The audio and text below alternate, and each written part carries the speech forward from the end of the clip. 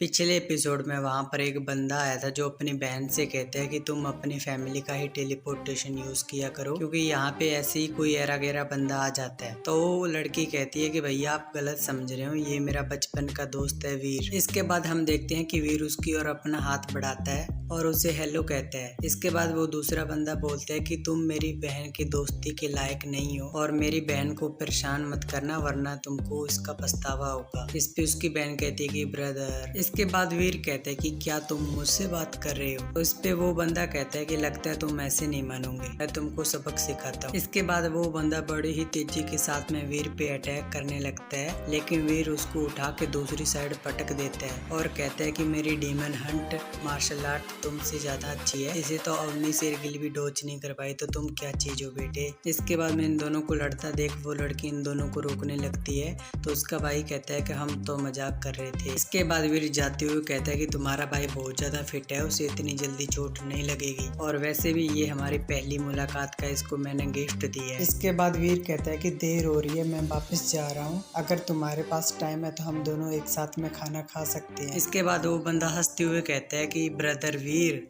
हाँ इंटरेस्टेड वीर रहे जा। इसकी बहन कहती है कि भाई उसको तंग मत करना, उसने ये जानबूझ के नहीं किया। इसके बाद उसका भाई कहता है कि मैं उसको भला क्यों तंग करूंगा, उसने तो मेरे को गिफ्ट दिया ना, तो उसका गिफ्ट मैं वापस दूंगा उसे। इसके बाद वो अपनी बहन से कहता है कि इसको कुछ दिनों के बाद अपने घर पे बुलाना खाने के लिए। उसके बाद उसकी बहन हाँ भर देती है। इसके बाद में व्यू चेंज होता है, हमें वीर को दिखाया जाता है जो कहता है इन दिनों में मैंने ना ही पहाड़ों पर गया हूँ ना बिस्ट का शिकार किया है और मैंने 1 रुपया भी नहीं कमाया है, चलो पोलर नाइट पर कुछ नया खोजते हैं। इसके बाद वीर कहते हैं भले ये वेबसाइट ऑफिशियल ना हो लेकिन इस पर बहुत सारे लोग कोई सामान बेचते हैं तो कोई सामान खरीदता है और इस वेबसाइट से बहुत सारे लोग सीखते भी हैं। इसके बाद वो एक नाम देखते हैं जो लीन वी फेंग होता है और वो कहते हैं कि ग्रैंड मास्टर ने इस पे लॉग इन करने के लिए अपना रियल नाम डाला है। इसके बाद वीर कहते हैं कि ग्रैंड मास्टर म्यूटेंट मीट और डेविल सोर बेच रहा है लेकिन वो इन सब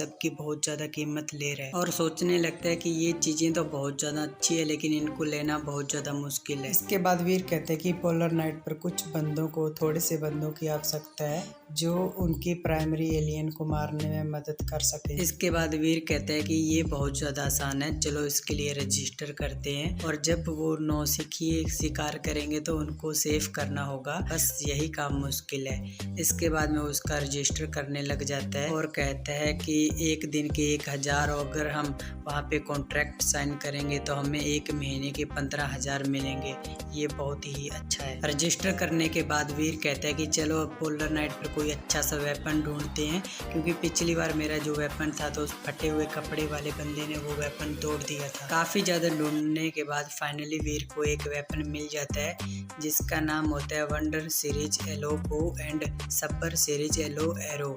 इसके बाद में वीर कहते हैं कि मुझे उम्मीद नहीं थी कि मेरे को इतना अच्छा वेपन मिल जाएगा। इसके बाद वीर कहते हैं कि इस एरो को बहुत ज़्यादा डैमेज मिला हुआ है और इसकी कीमत 7 मिलियन है, इसलिए इसे एक बंदे ने कुछ टाइम के लिए पोस्ट किया था लेकिन इसे किसी ने भी नहीं खरीदा। इसके बाद वीर कहते हैं कि ये वो है जो ब्लैक वंडर सीरीज एपोकेलिस सोल है जो कि 800 मीटर की रेंज में किसी को भी किल कर सकती है और ये 300 मीटर के दायरे में स्टील आर्मर के भी आर पार जा सकती है। इसके बाद वीर कहते हैं कि इसको चलाने के लिए किसी भी बंदे की फिटनेस 7 या इससे ज्यादा होनी चाहिए। इसके बाद वीर कहते हैं कि मेरी जेट स्किन के साथ में मेरी फिटनेस कम से कम 8 हो सकती है और मैंने पहले भी बो और एरो का यूज किया है। इसके बाद में वीर कहते हैं कि मेरे पास बस 1 मिलियन बचे हुए हैं, क्या वो बंदा एग्री होगा।